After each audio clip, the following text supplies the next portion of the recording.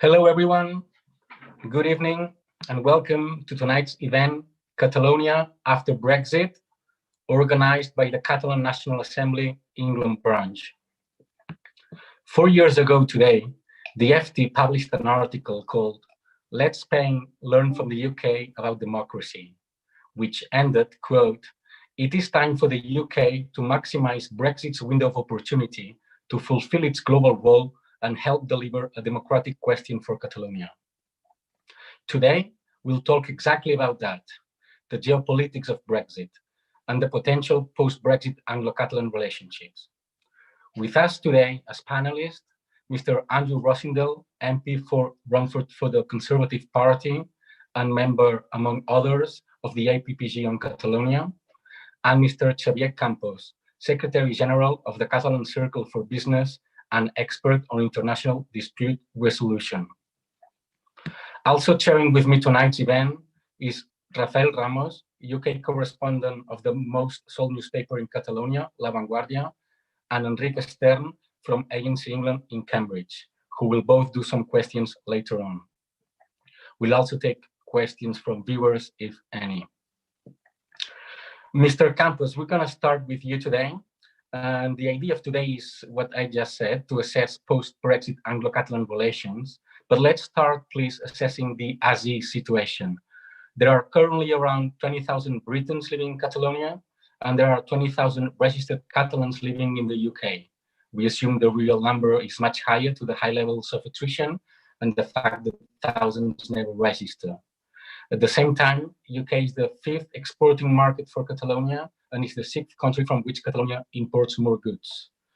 But Mr. Campos, apart from goods and people, tell us a bit more about the current, before Brexit, economic and geopolitical of this Anglo-Catalan historical relationship, which actually predates the formation of Spain. The floor is all yours, Mr. Campos. Well, thank you very much. And I'm delighted to be here and to chat with all of you and with very distinguished political representatives of the UK. I think that the agenda is ambitious. We will be able to review all kinds of aspects, but I think that I would like to establish the perspective that we are going to use and we are using at the from our end, the Catalan Circle for Business, because I think it's fundamental to understand that there's going to be a before and an after of Brexit, not only for the UK, but also for Catalonia and for the European Union. Because what will permeate what comes from now on is this fantastic act of sovereignty, of self-determination that was performed by the UK. And I'm not now judging whether it was wise or unwise, or it could have been differently managed. But the fact is that we have a fantastic example of what it means to exercise your own sovereignty, your own self-determination, in sheer contrast to what the European Union has been telling and doing to us Catalans, which is basically the all, don't do as I do, do as I say.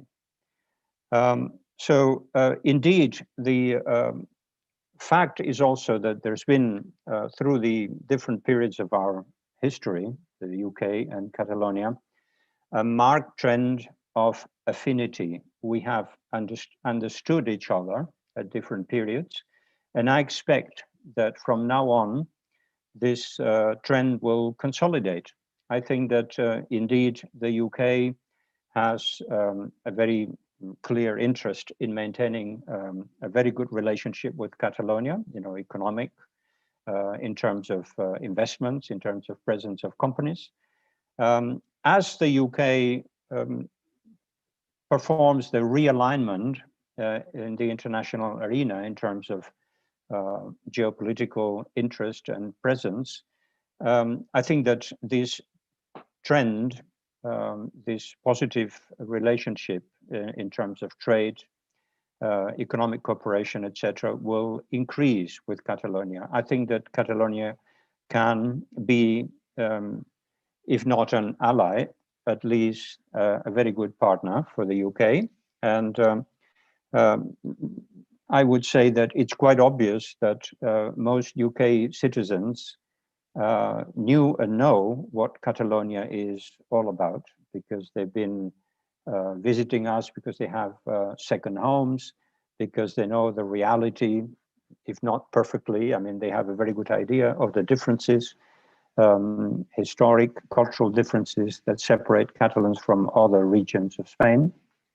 And as I said, I'm very optimistic, because this fundamental act of sovereignty that was performed by the UK through Brexit will have tremendous consequences for all the players involved. And I'm very positive, because all I would expect is that the UK continues being faithful to itself. And as someone said, in a little bit distant past now, the UK or England maybe does not have friends. It has certainly interests. And I think that many of these interests will be becoming a lot more apparent and will be rediscovered by the UK political authorities. And Catalonia is ready to play that role. I think that there are many complementarities, and I'll finish with that. In terms of industrialization or reindustrialization, in terms of startups in Catalonia that need financial capital, to grow, in terms of agricultural produce and cooperation. And maybe we'll be able to speak about that, although we don't have a crystal ball, but we might anticipate a little bit what these events might look like in the mid and longer term development of things. So thank you very much. I'll stop here. Thank you, Mr. Campos. Mr. Rosindell, continental press, also in Spain and Catalonia, maybe with some exceptions here today present, have tended to portray Brexit as a danger. But surely there must be opportunities within Brexit. And today we want to talk about these opportunities in the geopolitical sphere. Can you kindly summarize for us what Brexit means in terms of more autonomy in international relations? Thank you.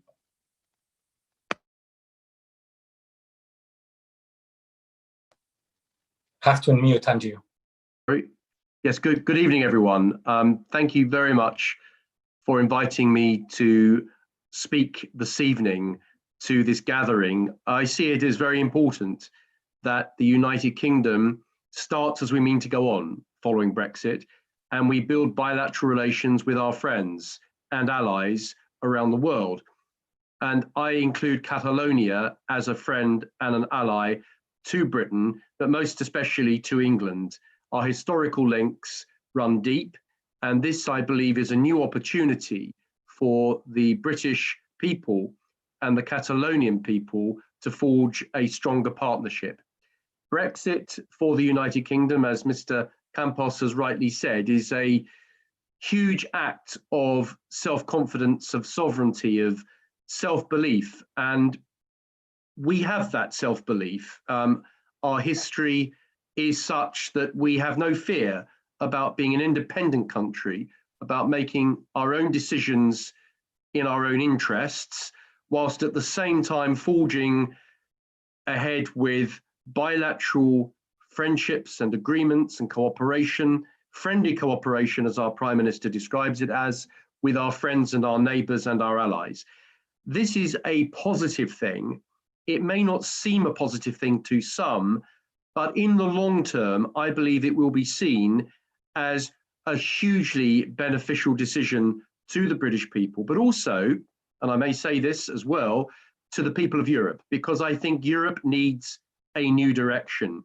I think the concept of Europe being an ever closer federation rather than a collection of free and independent nation states is wrong. I think that the people of Europe cherish their nationality, cherish their self-determination and independence. They want to work and cooperate with their friends and their neighbours, but they want to be in charge of their own destiny. And that is what the British people have chosen to do.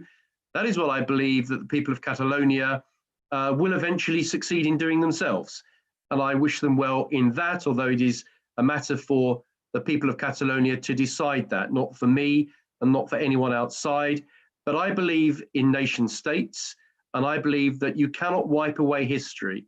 History makes us what we are today. Our history, our geographical position, our culture, all these things help us to determine who we are and where we want to be. And that's why Brexit happened.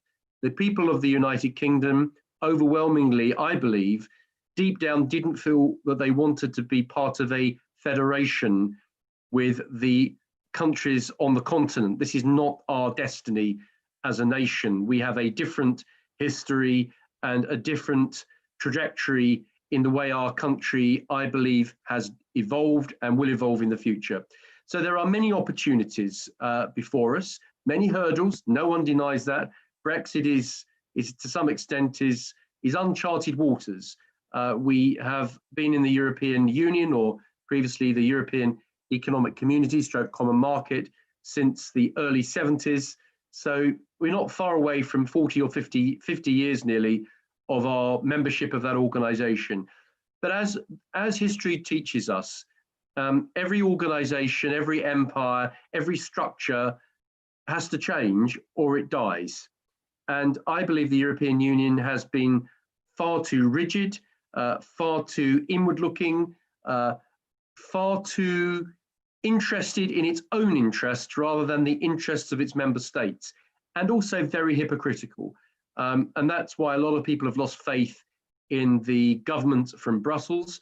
And I think the way the EU have handled Catalonia, particularly in recent years, has also made me feel that the EU is not a fair organization that treats all in an equal way, that they will treat certain situations in one way and certain situations in another way. And I think it's exposed the EU for being a biased organization. And I also referred to Gibraltar, which is a British overseas territory where the people there have self-determination. Obviously a peninsula attached to Spain, but a place which is proudly British and wants to remain so. And I think that the change that we're seeing in Britain will eventually, I hope, will change the attitude in Madrid, because I do not believe that having a centralized state kept together by force will ever last. I think that a fresh approach is needed in Brussels, a fresh approach is needed in Madrid, and I think that by using democracy, if it exists, and I hope it does exist in Spain, there are many things that have made me doubt it in recent years, but I think that if democracy can be upheld, democracy will always win in the end. And I take great pride in paying tribute to the people of Catalonia for the way in which they've approached things in recent years, despite the adversity, despite the unfairness of what has happened. Catalonia has remained a democratic society where there's been civility and good behavior that hasn't degenerated into something very bad. So I know that will continue, because I think the Catalan people are good people, and they deserve to have their voice, and they deserve to have their democratic place, I believe, in the family of nation states of Europe. So Brexit is an advantage to us. It means that Britain and Catalonia can come closer together. We can do many things bilaterally. Clearly, there are going to be some restrictions. I'd love to have a free trade agreement with Catalonia. That cannot happen because Catalonia remains part of the European Union.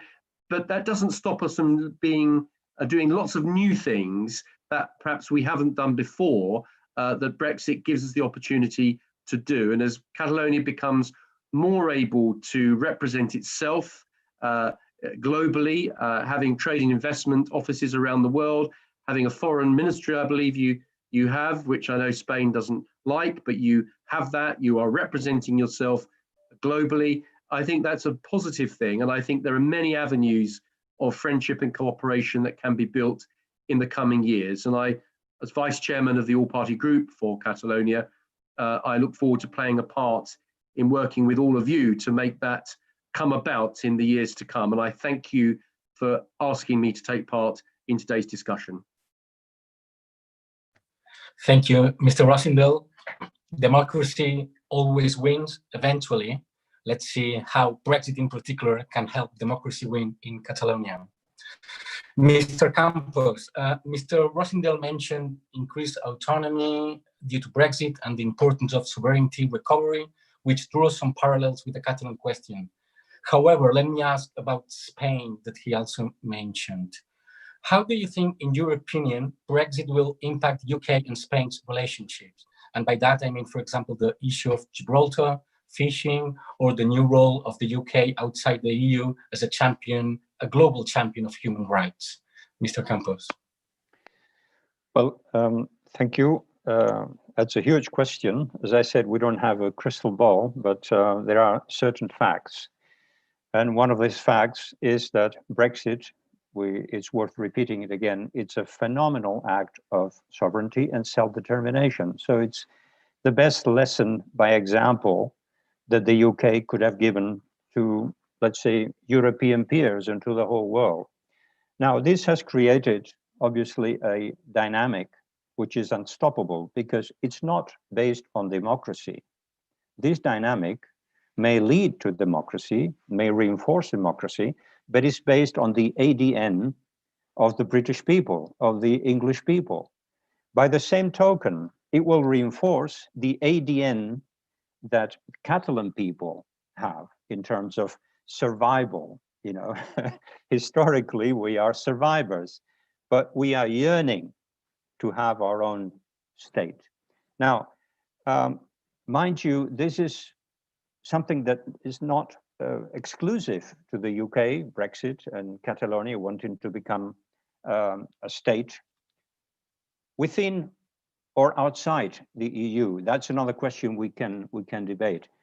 But notice what's happening, the last few days. People are talking about Western Sahara, because your question was about Spain, okay, and how it might impact on Spain. Western Sahara, I may say in a very direct but succinct manner, was the penultimate colony of Castile. The last one is Catalonia. But what a poor job Spain did in managing Western Sahara. But Western Sahara has been dealt with at the level of the European Court of Justice. They have invalidated, at least partially, agreements negotiated by the European Commission with the Kingdom of Morocco because they violated the right to self-determination of the Saharan people. Now, this question is again on the table. Think of, for instance, what's happening in Hong Kong, of the position taken by the European Commission in terms of Xinjiang and other areas of the world, not to mention Tibet. So this dynamic that is not only based on democratic values and based on the will of people to exercise self-determination will continue. I will not antagonize anybody here speaking about Scotland and Northern Ireland and Wales, but these are other, let's say, dynamics that are happening. So my plea in that regard is indeed, may please the UK continue exercising, sovereignty and self-determination, and being an example for the rest of Europe, and the rest of the world. That's the best thing they could have done for us, for Catalonia, and for themselves. Now, going specifically to what was mentioned about possibilities of cooperation, I think that we can roughly identify, mid-term and longer term, two different scenarios, both for the UK and for Catalonia, which are important from the point of view of cooperation in financial matters and investment. The UK might decide, I don't know, to rejoin EFTA, And Catalonia might exercise sooner than later, self-determination. And this might or not be recognized by Spain. If Spain does not recognize Catalonia's self-determination, will still be part of the EU. So all the investments that the UK may have made in Catalonia will be protected, and we'll see how it evolves. We might even think of joining EFTA in the future. But what is reassuring, and it's not very often spoken about, is that whatever happens, mid and longer term, the rules of the game, both for the UK and for Catalonia, are very well established, which are the World Trade Organization rules, the principle of most favored nation, the principle of continuity of treaties. So there is a lot of elements of assurance there. And indeed, this is the time for the UK to rethink their geopolitical presence in the Mediterranean. We do hope that they will assess properly the opportunities that they might have, increasing the presence in Catalonia and in the Catalan-speaking countries, and creating together a very important hub for UK interests, for Catalan interests, together in the Mediterranean, in an area that could be very large, encompassing, the whole Mediterranean, but also facilitating, the presence and trade activities in the Middle East and beyond. So I think the potential to do that is there. There are not so many uncertainties, as I said, at least from the economic point of view, because the World Trade Organization rules are, let's say, the basic floor upon which we can build our relationship. But also the European Economic Area will not disappear. And the role that could be played in another organization like EFTA is also very considerable. So this is a time for both the UK and Catalonia to rethink how we can improve our relations together and how we can build together. And let's see what happens in the future. Thank you. Thank you so much, Mr. Campos. Mr. Rosindell, anything to add on this issue of post-Brexit relations with Spain? Or in other words, if you feel authoritarian states like the Spanish regime, which continuously tries to diminish Gibraltar sovereignty, forbids self-determination, and has political prisoners, if Spain can be an obstacle for the UK to fulfill its role as a genuine global human rights champion?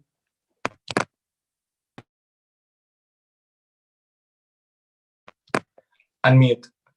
Okay, so first of all, can I say that I think that England and Britain, our nation and our people over many, many centuries, have had an attachment to freedom, the idea of freedom, more than countries elsewhere in Europe. And that drives us. We believe in free people, free nations, free markets, and the most important thing is the individual, the rights of the individual to decide what they do as an individual, free of state coercion. So it's an anathema to us that the state would have so much power and control over the people.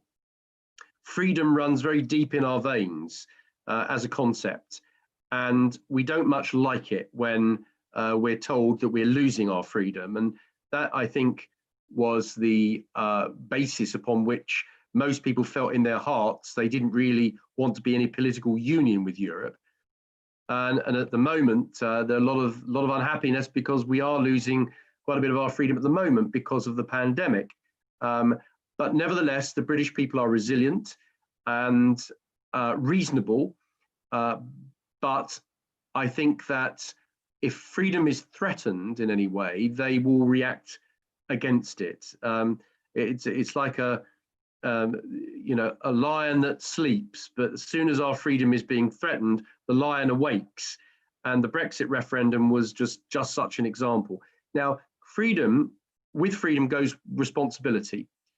And freedom on its own can be a bad thing if it doesn't go with responsibility. You've got to, if you have freedom, you have responsibilities that go with it.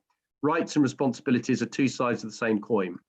And part of that is human rights and upholding the rights of people to live freely and to go about their lives without fear.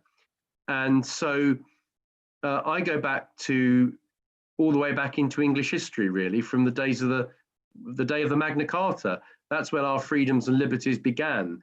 And many countries around the world have adopted those principles, those guiding values, and they are still relevant today. So I think Britain has a proud record in this. And I think that Brexit will give us a new lease of life to rediscover what we as a nation have achieved in centuries gone by, but to build on that, not in a negative way, in a very positive way. And I think very soon, and it's already happening, countries in Europe and people in Europe will see what Britain is doing and will think to themselves, well, maybe we could do the same. Maybe this one size fits all European Union isn't necessarily the right thing for us as well. And so in some senses, Britain could be leading the way, could be showing the example of regaining our sovereignty, but doing so in a way where we're not rowing back on all the gains of post-war period in terms of human rights and democracy, in terms of having good relations with our neighbours, all those we want to preserve, but we want to do so as an independent country, not as a supplicant to a European state. And I detect from speaking to people from Catalonia, as I do, and from visiting your wonderful country, that there is that same spirit. There's something there which is still very much, I see, similar to how we feel. And I respect and admire that. And that's why I choose to help your cause and to encourage you never to give up. I think that if you look at the history of the world, and particularly the history of Europe, nothing stays the same forever. Things do change, and things can change. And the difference is today they must change through peaceful means and through democratic means, not through violence, terrorism, intimidation, or bloodshed. That I hope is in the past. So any changes that occur should be done by people exercising their rights and their freedoms, which I believe all peoples of Europe deserve to have, which is why I'm so appalled at some of the actions by the government of Spain in how Catalonia has been treated in recent years. And I'll be honest with you, I don't know deep down whether ultimately the Catalonian people would vote to have independence. I suspect they probably would, but I think a lot would not necessarily do so. But I think the actions of Spain only a few years ago, when the previous referendum took place, and their actions since, I think if anything has quickened the pace towards the feeling by people in Catalonia that they want to regain control of their own destiny. So I see the United Kingdom and Catalonia forging a close partnership based on historical friendship, but also on common interest in terms of trade, in terms of bilateral cooperation in the international arena, in terms of working together for environmental gains, and all the things that we talk about in the world today that are important to all of our countries. And I hope that the government of Spain will allow Catalonia more freedom, more flexibility to forge its own destiny. Because the last thing any of us in the UK want to see is for Spain and Catalonia to have perpetual conflict, or for Spain itself to go through upheavals which could destabilize Spain itself. Nobody has an issue with Spain any more than people would have an issue with the UK over Scotland. The difference between the UK and Spain is that, you know, we allow the people of Scotland to have a free and fair referendum and to make a choice. The problem with Spain is that they they seem to not want to allow the same democratic rights to be given to the people of Catalonia. So we are in very different places. I make no bones about it. I believe that Scotland should remain part of the UK, but I would actually advocate a more federal system rather than the mess of devolution that we have in the UK, a much more federal, symmetrical federal type system, which you see in other realms where the Queen is head of state, like Canada and Australia. It works very well. I think a similar new arrangement in the UK could be very successful and would end the need for complete independence, but also give Scotland full autonomy over its affairs. So I think that in the UK we still have challenges to face with that, but I believe that in Catalonia you're a long way behind, because you have a national government that prevents you from even having this debate in a fair way. So I look forward to the United Kingdom and Catalonia exploring new avenues of cooperation. That's why I value this debate, because I'm looking for ideas personally, how we can expand our friendship and cooperation, whether it's cultural, historical, whether it's trade, whether it's investment, whether it's working together for environmental protection, whatever it might be. I think there are so many avenues that we can work together on. So let's come up with a positive agenda for British Catalan cooperation, and I will be very much enthusiastic for that. Thank you so much, Mr. Rosindell. Mr. Campos, moving to Catalonia in particular, do you think an independent Catalonia is of interest of a post-Brexit UK? Or in other words, in the case that there is in the future another proclamation of independence in Catalonia, is it, in your opinion, in UK's post-Brexit interest to intervene and end up recognizing Catalonia as an independent state? Well, I guess the book could be talking for a long time about realpolitik and the interests of states. But I think that the solution is much simpler than we might think, because what would be in the best interest of Catalonia, as I said in the beginning, from the point of view of the UK policies, is that the UK continues being faithful to itself.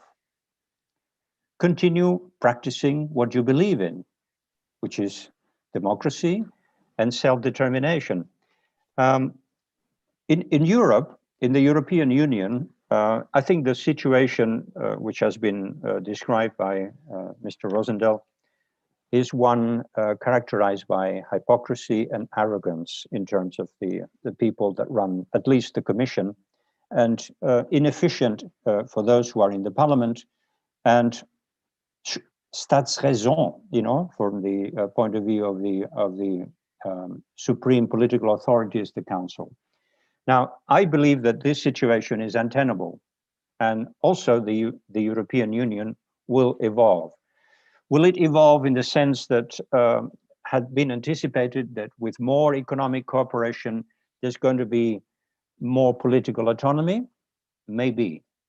But it should be in the European Union's best interest to do so. And if that is the case, you already have not only Catalonia, but very strong potential allies for Britain or for the UK. You have Flanders, for instance, which is a very important economic partner for the UK. You have, of course, the Netherlands, which have traditionally, historically, have very, very close ties with you. And by the way, these are people that, very much like Catalonia, are trading people. They believe in freedom, freedom of enterprise, and freedom to decide your own destiny, until, of course, you are invaded and subjugated.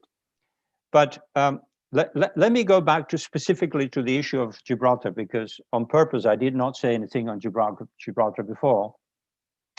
But we have, of course, a lot of affinities with Gibraltar, Catalonia and Gibraltar. First of all, our origin. Our origin is a common one, which is the sequels of the Utrecht Treaty. And when Gibraltar became, and I might, add because it's important, also because of Catalan, military activity in occupying what is now Gibraltar and the operation in what is called Catalan Bay. Gibraltar became an English territory, and Catalonia lost its freedom, its constitutions, its political autonomy. So we have a common origin. But also in the years after the Spanish Succession War, the ties, economic and affinity-wise, between Catalan-speaking territories, Menorca, which became, of course, British, but also, the wider area of Catalonia, Barcelona, and Gibraltar, the ties were very, very strong. So I think that Gibraltar is a fantastic test case, not only for the UK, but also for the things that we can do together. Why not think together of improving the financial cooperation, not only from the city, but from the enormous potential that Gibraltar has to invest in Catalonia and in the Catalan-speaking countries. And mind you, this will be totally safe and protected because it's part of the European economic area. And whatever happens later on will be protected by the World Trade Organization rules. So we can do these things. A very specific proposal would be for Mr. Rosindell, why cannot we think of establishing new shipping lines between Barcelona, Mallorca, or the Mediterranean, Gibraltar, connecting with the UK? There are enormous opportunities in terms of, as I said, agricultural products, industrial products, but also people who would like to visit from Gibraltar and spend a weekend in Barcelona or in Palma. And now they have tremendous difficulties to do so because they have to go to Malaga, take the plane and what have you. That would be a very specific and interesting project and would be showing the colors for the whole world of what two nations, two communities that believe in free trade can do together.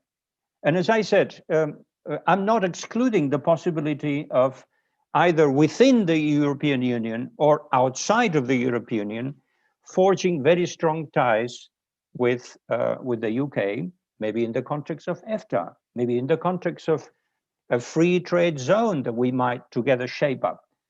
I think that the possibilities are tremendous, but please, my plea would be, don't drop Gibraltar. Whatever happens in the UK, please remember that the Gibraltar people are fervent patriots, and they don't want to be part of what is called Spain. They will oppose that. They've had 2 or 3 referenda already, to oppose that idea. And the, let's say, idiotic idea of core sovereignty that was, concocted by some other previous UK administrations will not fly. It's a pity that, in a way, that Brexit has happened, because we were thinking of bringing up the issue of Gibraltar together with the issue of Catalonia from the point of view of self-determination to the European Court of Justice. That would have been fantastic. But even so, even now, after Brexit, remember, a fantastic affirmation of sovereignty and self-determination, other opportunities will arise. I mentioned the case of the Sahara. The Sahara will not go away. Catalonia will not go away. Catalonia wants to decide its own destiny.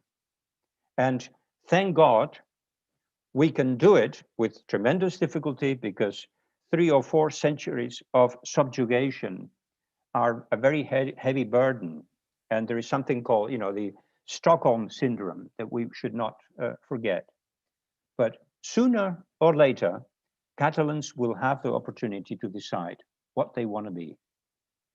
And when that moment arrives, I think we should have created together a very strong cooperation base so that the UK can decide, do we have common interest with Catalonia, or maybe we are more than that.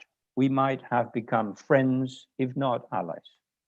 So that's my suggestion.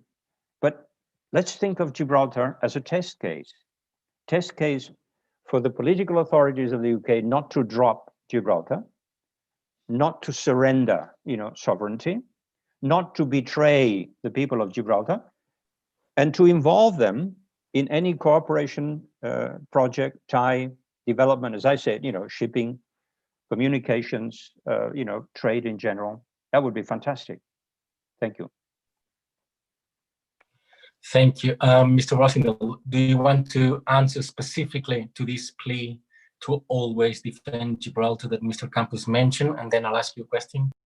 Yes, no, I thank Mr. Campos for everything he said. I agree entirely with all of his comments. I can pretty much assure you that the UK would not drop Gibraltar.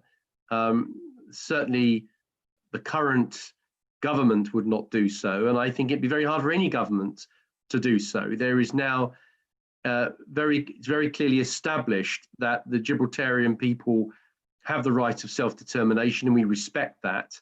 Mr. Campos is right. These people in Gibraltar are the most loyal and patriotic British people you'll ever find anywhere.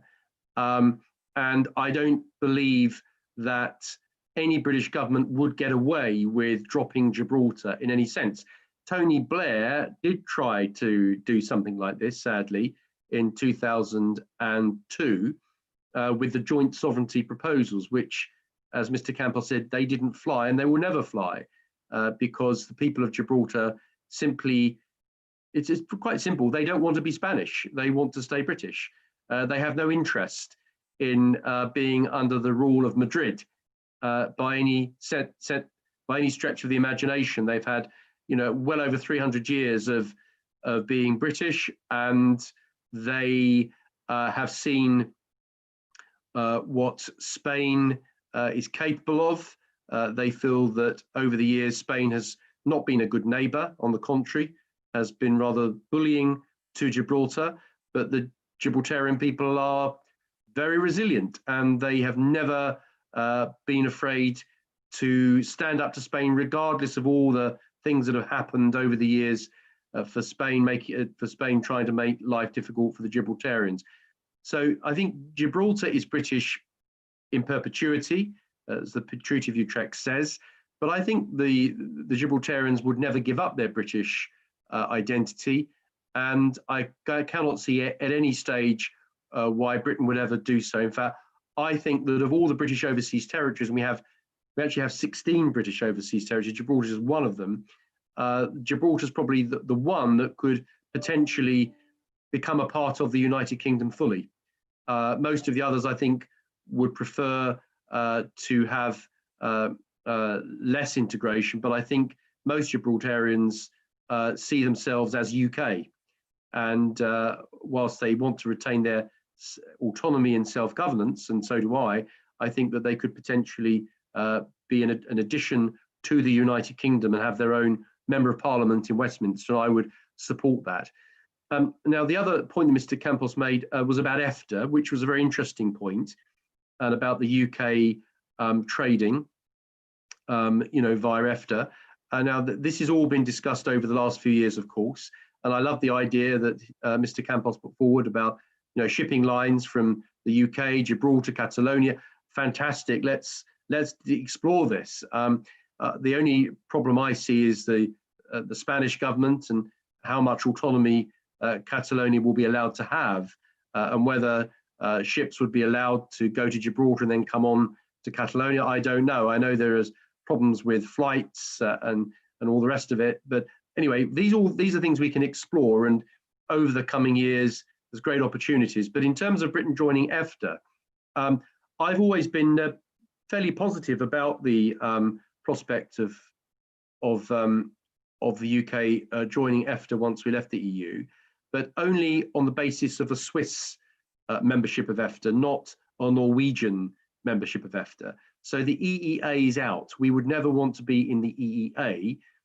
We see that as being a supplicant to the EU. but the Swiss are members of EFTA, but they have their bilateral agreements with the EU.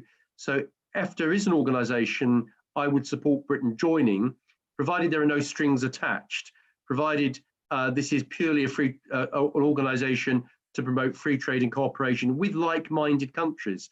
And I do see really the Swiss and the Norwegians and the Liechtensteiners and the Icelanders being very similar in their attitudes to us.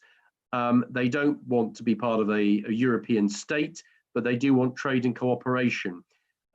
So I work very closely, in fact, with the Swiss and the Liechtensteiners, and they all have slightly different arrangements with the EU, which is interesting because the EU likes to impose one size fits all on everyone, but there are many exceptions, and Liechtenstein has been very clever in how it's negotiated its position. But the Swiss are the masters at negotiating individual agreements in certain areas where they have mutual interests. So yes, Britain could potentially join EFTA, but it would be very much as an independent country, not signing up to the EEA, and certainly not allowing through the back door the European Court of Justice to have any say over our sovereignty, our regulations, and how we run our own affairs. So I say we could join EFTA, but with caution. Certainly there's no discussion at the moment about it, but I think purely as a political gesture, because I do think we need to provide an alternative for other countries who will gradually, I think, look to leaving the EU and joining something more flexible. I think EFTA could be that body, and Catalonia, if and when it gains its own independence, it would fit perfectly into a revitalized EFTA. So I think that the idea of Mr. Campos that he's put forward is a splendid one, and it's one that I certainly share. Thank you. And moving from Gibraltar to Catalonia, of course, these two subjects always connected since the very beginnings, when a Catalan battalion helped free Gibraltar from the Spanish usurper, which gives name to the Catalan Bay, a fishing village in the eastern side of the rock. But moving to Catalonia, Mr. Rosindell, last time you came as a panelist on an event organized by the Catalan National Assembly was, I think, on September 17, 1 month before the Catalan independence referendum. And unless I remember it wrongly, you mentioned then that if Spain used force to stop the referendum, the UK Conservative government would intervene. Referendum day came, Spain did use force, but UK's intervention was nowhere to be seen. And Prime Minister's statement defending the rule of law in Spain differed a lot to, for example, the strong condemnation made by the then leader of the opposition, Jeremy Corbyn. I guess the question here is, would the UK out of the EU have reacted differently? Or in other words, will the future post-Brexit UK or England, led by a Conservative government, intervene and treat Catalonia independence as an opportunity for the new post-Brexit scenario? Well, if I could clarify what I said in September 2017, I think it was. I didn't say the Conservative government would intervene if there were violence in the referendum. I said that I hoped the Conservative government would make a stand on this if it were to happen. Clearly, I spoke out very much in favour at the time of Catalonia being given support from the UK. Unfortunately, though, within the EU, you know how it works. Everyone has to follow the same line. Free speech is not prevalent in the EU. Every country has to be obedient to the system and to the masters in Brussels. And we do see other countries getting themselves into hot water that do things slightly differently to what the EU would like. Without going to debates about other countries, there are certainly issues with Hungary and Poland and even others who are flexing their muscles a little bit and trying to do their own thing and not necessarily follow the EU. But so it is difficult whilst we are part of the EU and we have common foreign policy and common approaches to things. That hopefully is going to end. I don't want to have the same common policy as EU. I want British policy, and I want Britain to say and do different things and to react differently based on Britain's own history and identity and Britain's own interests and our own friendships. I don't think we should follow EU policy in future. We should do our own thing, make up our own minds, and Brexit certainly gives us that opportunity. So I regret what has happened. I regret what has happened very much, but I believe that there are opportunities in the future for Catalonia to gain in strength and to have the ability to achieve what the people of Catalonia want to achieve. And I say that because I don't take a side. It's not for me to decide the destiny of Catalonia. It is for the Catalan people to make that choice. I simply believe in upholding democracy and the right of self-determination and the importance of nations who have lost their nationhood to regain them if they choose to do so. There are many countries in the world who are very happy to be part of a federal type system and they don't seek independence. There are others that are deeply unhappy because of the mistakes of history and want their independence. And we have an example of that in the British Isles. Of course, Ireland chose to be independent. And I don't think Britain handled that very well at all at the time. I think if you look back to how the United Kingdom at the time handled Ireland and treated the Irish people, it was inevitable that they would break away and seek to become completely independent from the UK. Had things been handled differently, who knows? Things could have been very different. Ireland may have chosen to stay within the UK, or at least become an independent country, but still retaining the links with, like New Zealand, for instance, is an independent country, but they still retain the Queen as head of state and still have those relations. That could have been Ireland potentially, but the way the British mishandled the situation rather pushed the Irish into becoming a republic. And now, of course, we have rebuilt that relationship with Ireland. We are close friends and allies with the Irish government, with the Irish people. And I think that Brexit, although the Irish don't say this now, I think in the long term, I think that it will bring Ireland and the UK closer together, because it will mean that we will have much closer bilateral relations than via the EU. So at the moment, most of our relations is via the EU. Well, that won't happen anymore. It's going to be bilateral. So I think that the British-Irish relationship is going to strengthen actually in the coming decades. And one of my other roles in the UK is to co-chair the British-Irish Parliamentary Assembly, which is a collaboration of parliamentarians from the UK, from Ireland, from Scottish Parliament, the Welsh Parliament, the Northern Ireland Parliament, but also from the Channel Islands, the Crown Dependencies, the Isle of Man. So we come together and talk about issues that are relevant to the whole of the British Isles, the whole of Britain and Ireland. We have a common travel area, and that will remain unchanged because of Brexit. So there are a lot of common interests there, and I think as things change, I honestly believe that Britain and Ireland will forge even closer friendships in the years ahead. So we need to look at how Catalonia and Britain can forge closer friendships. I would love to say that Catalonia could be like Cyprus and Malta and join the Commonwealth perhaps at some stage in the future. That would be an amazing thing, but that's not realistic at the moment. But let's look at how we can bring Catalonia into celebrations and organizations where cooperation is promoted. To give you one example of that, the Catalonia office in London and myself together last year, we hosted a celebration for St. George's Day. We share a patron saint, and I happen to be chairman of the St. George's Day group within the UK Parliament, and we have an annual, sadly not this year, but we have an annual party in the Speaker's House to celebrate St. George's Day. And last year that was co-hosted with the government of Catalonia, and your foreign minister at the time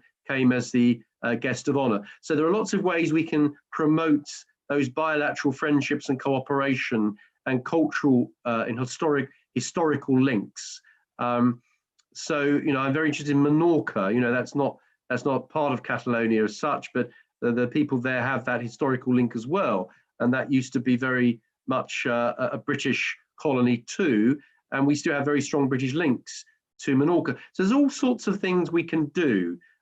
Nothing can ever change really whilst Catalonia is still part of Spain and is still within the EU. But I think you need to be positive about everything can be achieved if you are determined and if you have that spirit. And as I said earlier, I detect from working with friends from Catalonia that you do have that spirit and you do have that determination, and you do so in a very nice way, in a very civil, gentlemanly way. But I think that in the end that will win through, and I think that will in the end give Catalonia the opportunity to regain its place in the family of nations once again.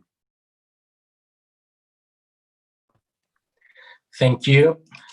And maybe with the British Irish Parliamentary Assembly, it would be easier to get recognitions for an independent Catalonia. Now, I'll pass the word to Rafael Ramos, UK correspondent of La Vanguardia newspaper. All yours, Rafa, any questions you may have.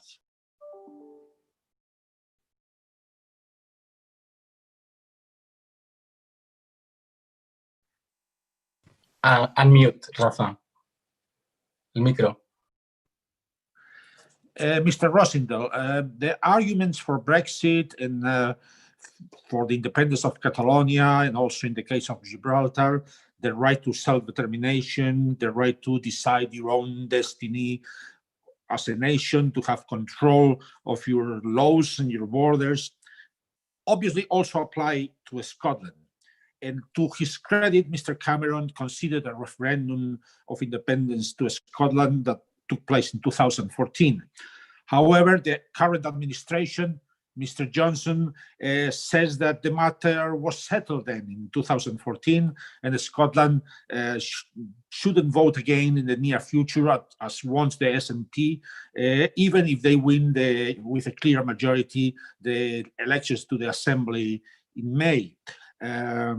What is your opinion on this matter? Do you agree with Mr. Johnson that the matter should be settled, or is self-determination a permanent right that you can exercise as often as you want, or just a limited right that you cannot only exercise maybe every 5 years or 10 years or every 20 years? What do you think?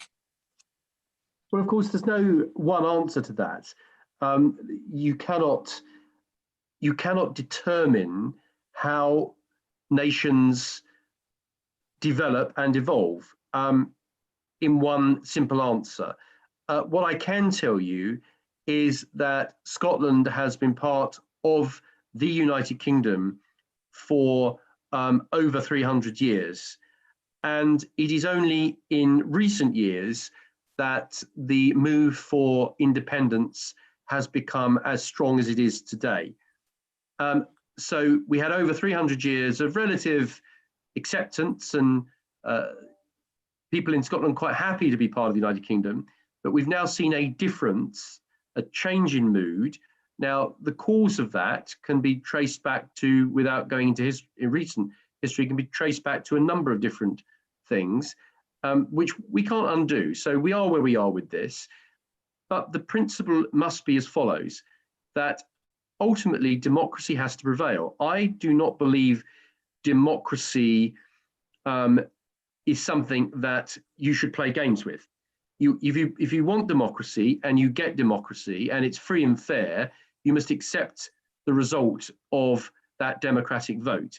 We've had the last few years attempts by people to unravel the Brexit referendum. You know, the very people, David Cameron, you mentioned, who gave us the Scottish referendum, he also gave us the Brexit referendum. He said that we would have a referendum and it would be the British people's choice as to what would happen, and whatever they chose, the government of the United Kingdom would implement their choice. And that, unfortunately, did not happen for several years until Mr. Johnson won a clear majority a year ago, and now we have a true Brexit, which has already happened, and which will end completely after the transition period comes to a close next month. But to have one referendum and not to accept it, and then to agitate for another referendum and then another referendum, that's not democracy, that's an abuse of democracy. If in several generations' time, the people of Scotland want another referendum, then maybe the government of the day will agree to that. But the idea that we have one only a few years ago to then have another one now, it's a bit like saying, let's have another one on Brexit before we end the transition period. You have to respect democracy from both ends. The winner wins and the loser has to accept the loss. And the reality is that I think that there are issues still with Scotland. There are issues to be resolved, but I believe that Mr. Johnson needs to come up with a new plan. And that new plan should be, as I mentioned briefly earlier, a new arrangement within the United Kingdom, which is more on a federal basis. But that crucially would have to mean England having the same rights as Scotland. The current devolution settlement gives Scotland huge amounts of additional rights without necessarily the financial responsibility to go with it, whilst at the same time people in England, my constituents, don't have the same rights as the people of Scotland. So we've created rather a mess with devolution, and I think that devolution itself does need to change to a more symmetrical arrangement, which would be more like a federation of equal parts. And I think if we went to that, I do not believe deep down the people of Scotland want to have separate embassies around the world or separate armies. I don't believe they want complete break from England and Wales and Northern Ireland. I stood in Scotland as a candidate a number of elections ago, and although things have changed in Scotland since then, I still believe that deep down there is a British identity which people in Scotland are proud of. There's many that say they're Scottish but not British, but a lot of people understand, you see the flag here, the blue represents Scotland in the flag. There is still that great feeling of being British as well as being English, as well as being Scottish. And I think our monarchy, so not the same in Spain, I'm afraid to say, certainly not in Catalonia's case, but our own monarchy in the UK is the glue that keeps us together. The Commonwealth is the glue that keeps us together. And I don't think that in the end, if we offer a federal model, I think that the Scottish people would be happy with that. But one thing that I don't think any of us should really encourage is that the loser of a referendum should immediately then agitate for further referendums. We have to accept that the European Union, we are leaving the European Union. You can't have another referendum on that. We're out of it for the next two generations. Perhaps in 20, 30 years' time, the world may have changed and there may be a move for us to go back into the EU, but I don't think the EU will exist at that stage. But in terms of Scotland, there may well be in generations' time another move for independence, and that's for future generations to choose. You can't have referendum after referendum after referendum. That, I think, will discredit democracy. And so that's why I'm very disappointed that some, I think, quite extreme elements in the SNP have been agitating for this. And I think it will ultimately backfire on them, because I don't really think deep in their hearts there is a mood to completely break up the British family. And I think that once Brexit has completely finished, and when people realise all the scares over Brexit were false, I think that things will row back in a different direction. At the moment, Brexit's being used as a lever on this, but I think very soon people will see that Brexit has not been such a huge catastrophe that the SNP have tried to say it would be. And when that happens, I think that the mood for another referendum or independence will dissipate once again. Thank you. Is your feeling that in the next few days we'll have an agreement, and there will be an agreement about trade with the European Union in terms that are satisfactory to all parties in the UK and do not compromise UK's sovereignty in terms of fishing, state aid, environment and labour regulations? Are you optimistic about that? How far will Mr. Johnson, you think, go in terms of compromise? I hope he doesn't go very far at all in terms of compromise. I don't think it's what the British people voted for.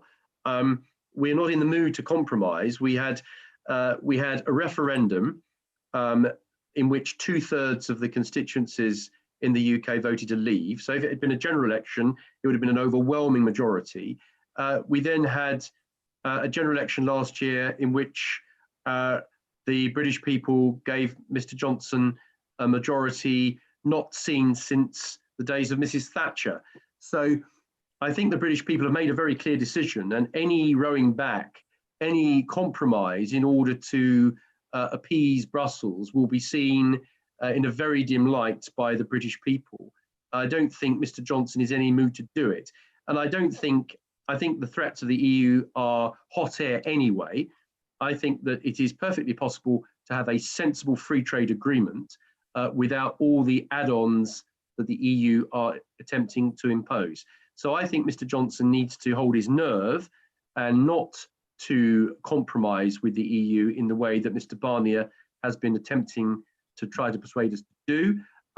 I think that at the end of December, deal or no deal, I don't think there will be a radical change, that you may see some things happening which are a bit different, but I think ultimately trade will continue, friendship and cooperation will continue, and we will eventually have sensible bilateral arrangements in areas that make sense. But in no way can Britain ever now agree to anything that compromises our sovereignty. To do so would be completely undemocratic and would create divisions in our country that we now need to get over. We need to move on from this. So if we keep fudging this, which I'm afraid the previous government, Mrs. May's government, were fudging it, if we go back to that again, I think the British people will be very unforgiving. So I expect Mr. Johnson to retain his very strong line on this. And if there is no deal, then I think we'll have to live with that and we'll face whatever consequences come. And I think the consequences will be, as all the threats that we've had thrown at us in the last 4 years, we were told after the referendum that our economy would collapse within months. Well, most of it's been nonsense. It's project fear, and people don't believe it anymore. And I think that with the current pandemic and the effects of that on our economy is far greater than anything that the EU, leaving the EU will do. So I think people have lost any concern about this, and we just want to break free of the EU tentacles completely. And I think when we do that, it will be very quickly shown to be the right decision for the long-term interests of the people of the United Kingdom. Thank you. I have a last question for you. There was a time in the 80s, 90s, even the millennium, where Spain was quite fashionable in the press and in the political circles about the way it had handled its transition from dictatorship to democracy, was considered an example and model of that, for that kind of transition. But in the light of the latest events, with Catalonia, the violence in the streets of Catalonia, the imprisonment and trial of the political Catalan leaders, how has that affected, do you think, the image of Spain in the British political circles? And are those questions, the independence of the judiciary as well, are those questions discussed in the corridors of Westminster in private conversations, or is just something too far away? I think Spain has done itself a huge amount of harm over this and over Gibraltar. I think that the Spanish attitude is very outdated. But it's not of 2020. You know, this is not 1720. This is 2020, and I think that the attitude that Madrid has displayed over both Gibraltar and over Catalonia has really made a lot of people in Britain feel very disappointed in Spain, but also see Spain, not the Spanish people, but I would prefer to say Madrid. It's the people in Madrid. It's the establishment in Madrid. I don't think it's the Spanish people. When I go to Spain, you know, when you talk about Gibraltar to people in Spain, most people in Spain can barely even understand what it's all about, let alone care. But the Spanish political class, I'm afraid, are very different. You know, for them, it's used as a huge issue, and of course, Catalonia, there are some parallels. It's not exactly the same, but there are parallels. So I think, speaking to my colleagues, certainly in the Conservative Party, and I have to say in the other parties too, I think Spain has done its image no good whatsoever. I think there is, you know, I'd even go as far as to say there are question marks over, has Spain is it a fully fledged democracy in the way that it should be? You know, I know it's a long time since General Franco was in charge, but there is a feeling that Spain has never quite developed the kind of free society and democratic society that, say, the UK is. And I'm not trying to, you know, insult our Spanish friends, but I do think that they need to realise that, you know, we are in the year 2020, and that some of their approaches and methods are really not that acceptable. And this is another reason why I think the EU is so discredited, because Spain seems to get away with these things, but other countries will be absolutely shred to pieces by the EU if they do anything approaching what Spain has done. So, you know, I'm disappointed in Spain. I hope that a new political class will emerge in Spain, which is completely, it's completely cut its attitudes from the Franco era, and, you know, it truly wishes to embrace democracy and the idea of a free people. And you know, who knows, if that happened, maybe Catalonia would decide to stay part of Spain. Who knows? It might have the opposite effect that you think. But I think that the way Spain has behaved in both the case of Gibraltar and Catalonia has definitely, in answer to your question, Mr. Ramos, has definitely changed the perception of Spain in the eyes of a lot of British people. A German politician said recently that Spain was very close to being a failed state. I guess, you know, many people are agreeing with that. I think I wouldn't say that at this stage, but I think there's a danger that if it doesn't reboot itself, then, you know, I think it could happen. Look, no country, no state has the right to exist forever. Every state can fall apart if it handles things badly. The United Kingdom has been one of the most successful nation states in bringing component parts together. You know, we've had well over 300 years of the Union, exception of Republic of Ireland, of course, which I've mentioned earlier. So, you know, but we have done so because we've allowed it to evolve. You know, it hasn't been, the might of the state has not prevented Scotland from having devolution, Wales to have its devolution, you know, a different arrangement in Northern Ireland. Equally so, if you look at the way Britain handles our territories and dependencies, you know, we don't say to the Isle of Man, you know, you have to be obedient to London. You know, they have complete, it's a good case study, really. If you look at the Isle of Man, which is in the North Sea, not the North Sea, in the Irish Sea, it's equidistant between Scotland, Wales, Ireland and England, but it's totally autonomous, has its own parliament, its own laws, but it's very proud to be part of the British family. So, you know, I think that Britain's attitude has always been to allow freedom and democracy and self-determination to win at the end of the day, providing it's done in a peaceful way. But I think that Spain has not really got that same attitude. And I think that maybe if they did, Spain could evolve in a better way.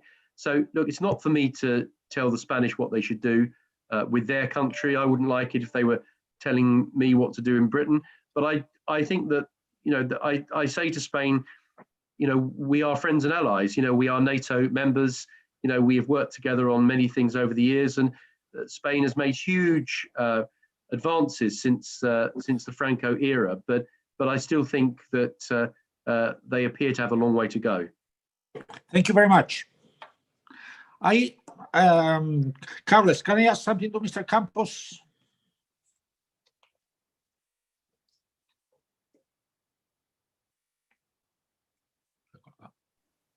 Yes, of course. Mr. Campos, you have talked in this conversation about the opportunities in terms of commerce, investment, shipping lines, relations with Gibraltar that Catalonia might have with the United Kingdom after Brexit.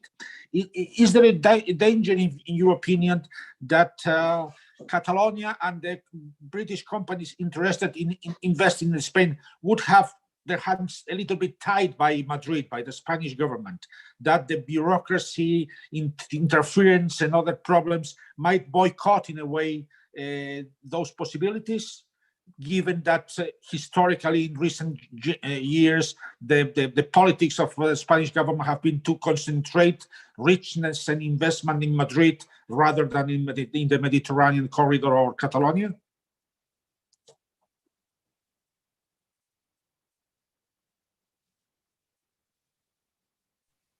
Yes, thank you very much for the question, and thank you very much to Andrew Rosindell for very interesting and complete replies. Now, something that Mr. Rosindell said is that empires, you know, come and go. And if you want to play the game of considering the European Union an empire, I think that the European Union would be an emperor with a very weak basis, at least from the point of view of international law. And I say that because I think that one of the positive consequences of Brexit is going to be that the magnificent experts that the UK has in the field of international law, some of whom I know and I've been able to treasure their interventions at the United Nations, will be able to activate themselves again and to rediscover at least you know, what international law is all about, coming out of that chorus that the European Union you know, force on its member states. What I mean is that I am quite sure that from now on, whatever the political vicissitudes and needs might be of a specific administration or government in the UK, the way the UK will tackle issues related to self-determination will not be the one that we are accustomed to in the context of the EU doctrine and realpolitik. And I welcome that very, very much. What I'm trying to say is that if you believe in freedom of enterprise and freedom of choice, the best way to you know, go about that desire is to exercise that freedom. And in the case of the UK, there is one element that is fundamental that will allow the UK to do things different, which is the sterling pound power. And what I mean is that the EU has put us all in the same you know, category, except some Scandinavian countries, to have to think and deal and trade in terms of the European currency. Why not think of a possibility for the UK to expand its monetary and financial influence and thereby contribute to financing companies and activities in Catalonia and to a larger extent in the Mediterranean by promoting a presence and activity in pound sterling. That would be fantastic and would be a real avenue of freedom and opportunity that nobody can block, neither Madrid nor the EU, because, as I said, there are rules, WTO rules, the most favored nation, principle, and the continuity of treaties, but also commercial and financial interests that will be protected. And what I mean is that I'm sure that the UK is negotiating a continuity of the so-called passport system concerning international banking activities.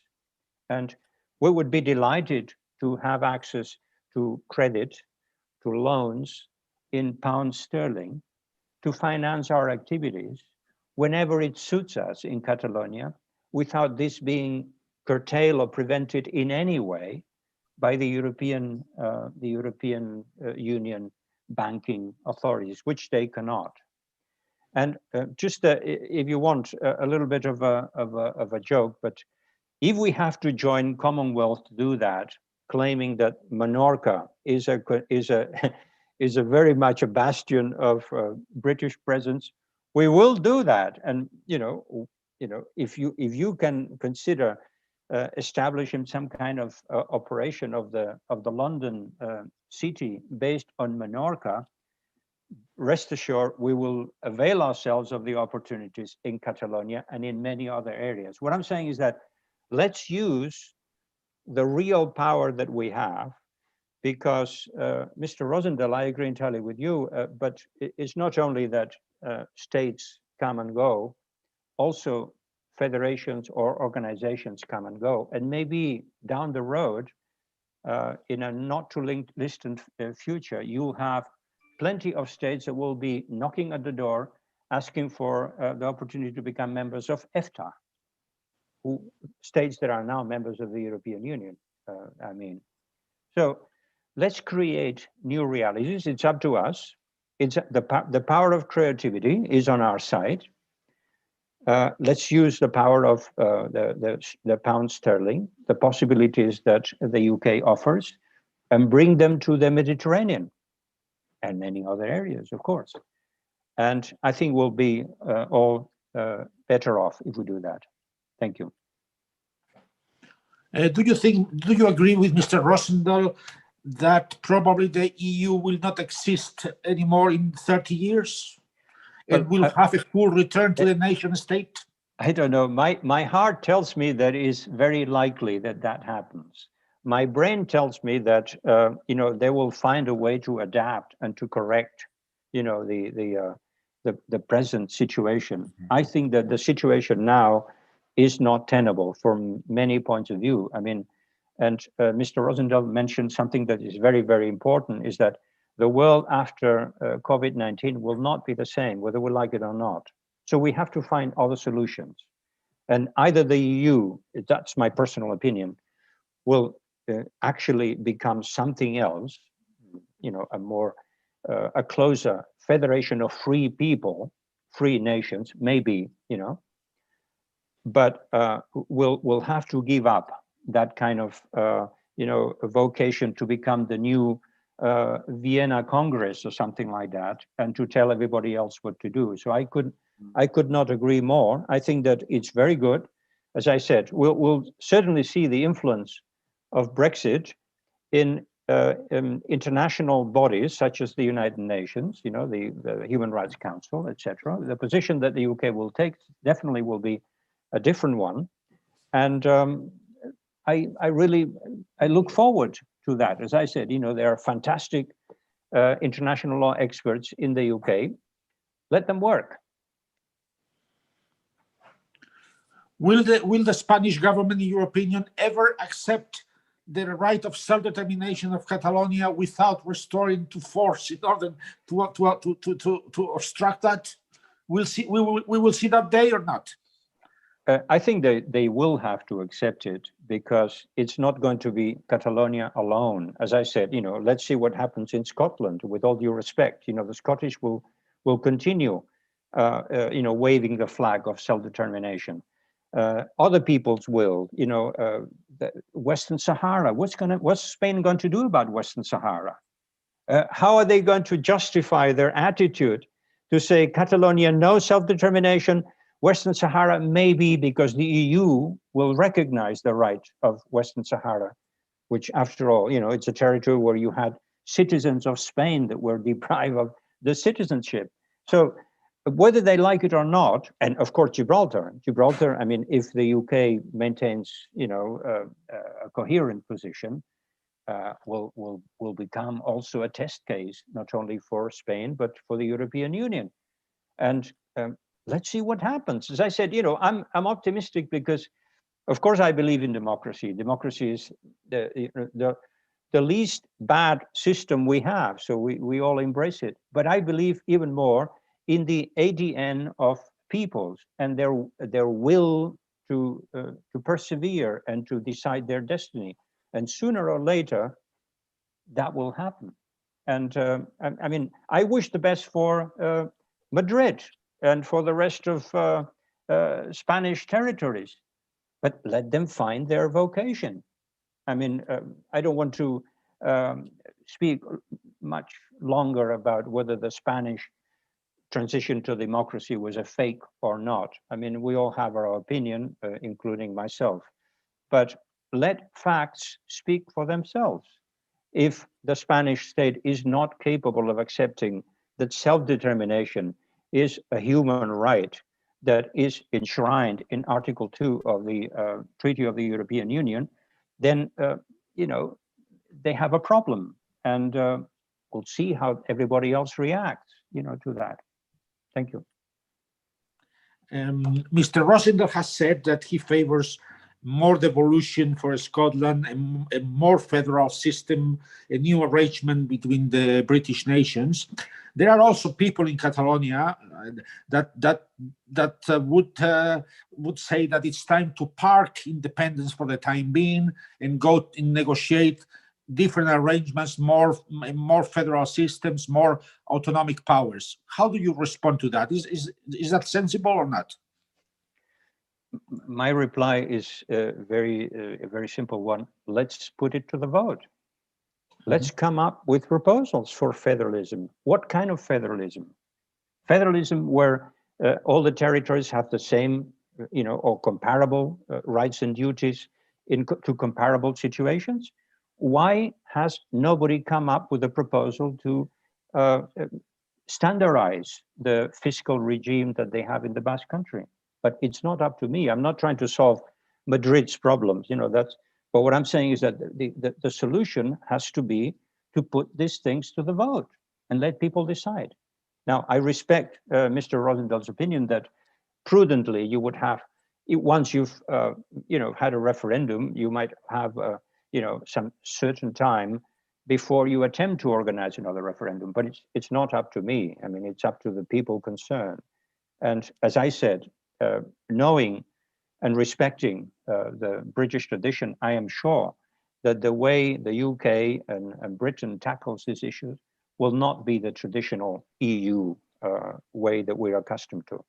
But the solution must be let people decide. And that's in everybody's favor. If 2/3 of the population of Catalonia and the Catalan-speaking countries decide that they want a federation, okay, submit a proposal and let them decide. Why not? Thank you very much. It has been a pleasure talking to you. Likewise. Thank you. And now over to Enric for any questions and closing remarks.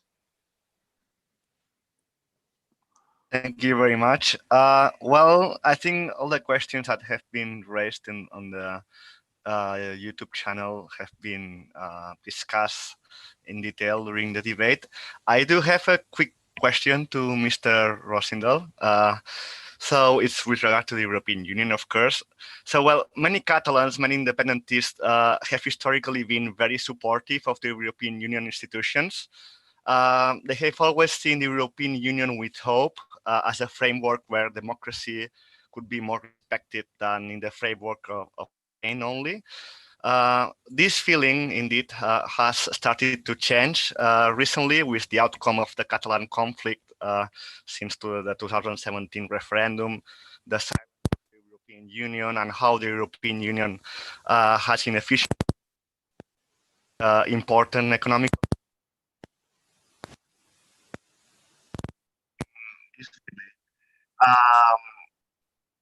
that to exist in 20 years' time. Well, considering that this will happen, do you think that an eventual disappearance of the European Union would help to implement the self-determination right of Catalonia, or instead Catalonia will be more attached to the regime of Spain with less chances to quit or to implement the right of self-determination? You cut out a little bit there, I'm afraid, so I didn't hear the sort of nub of the question. If you don't mind repeating the nub of the question. With the microphone. Yeah, so considering that, well, you said that you don't expect the European Union to exist in 20 years' time.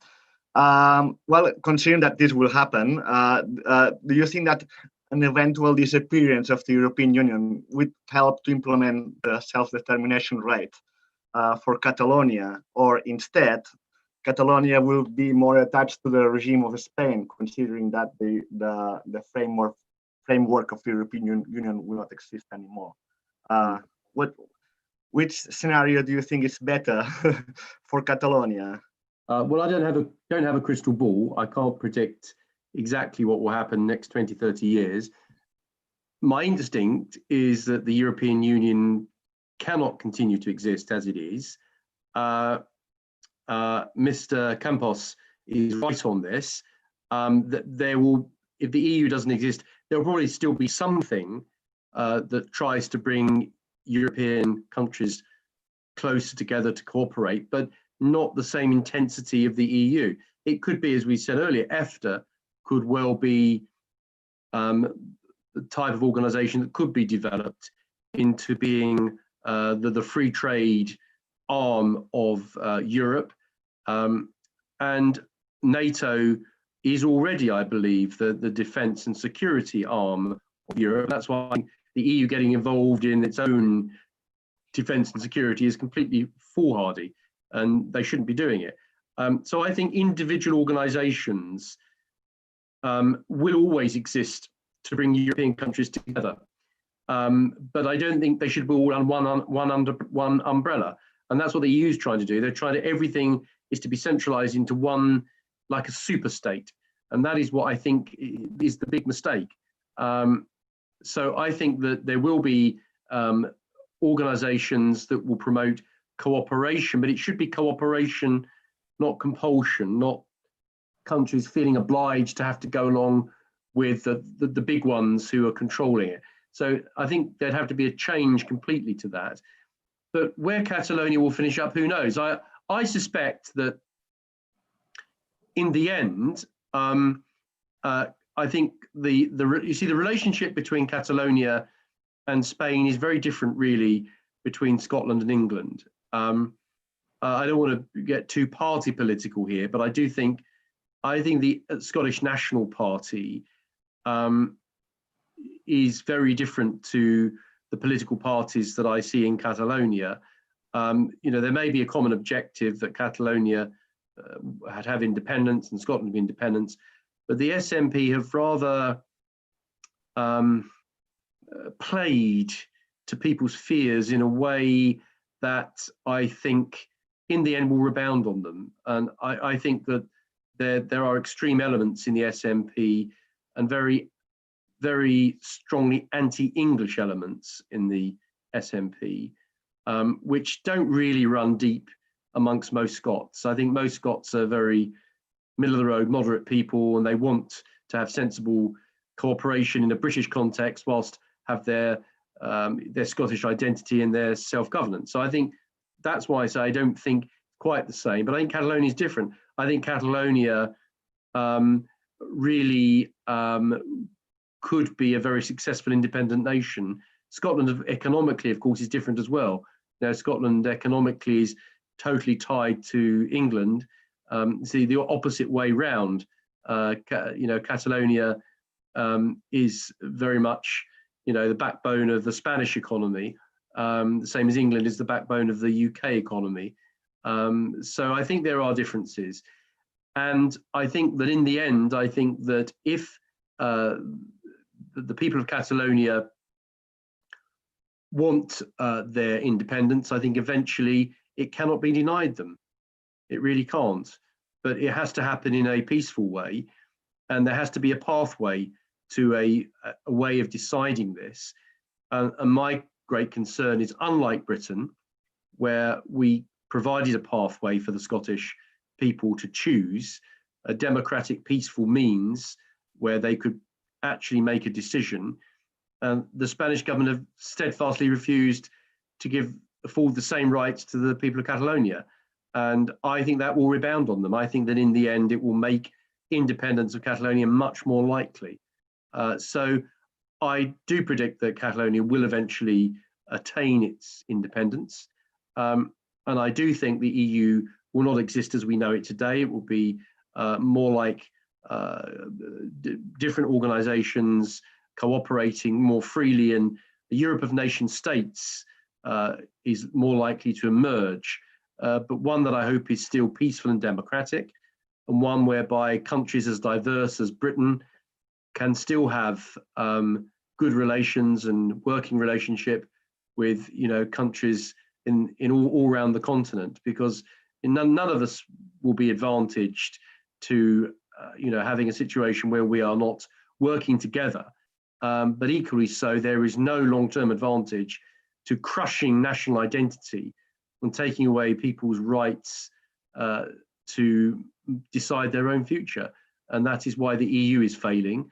That is why I think the Spanish state is failing, because it doesn't respect those freedoms and those liberties that people long for, and the right to choose your own future and to be your own nation. I think in the end, those are powerful forces which will always win.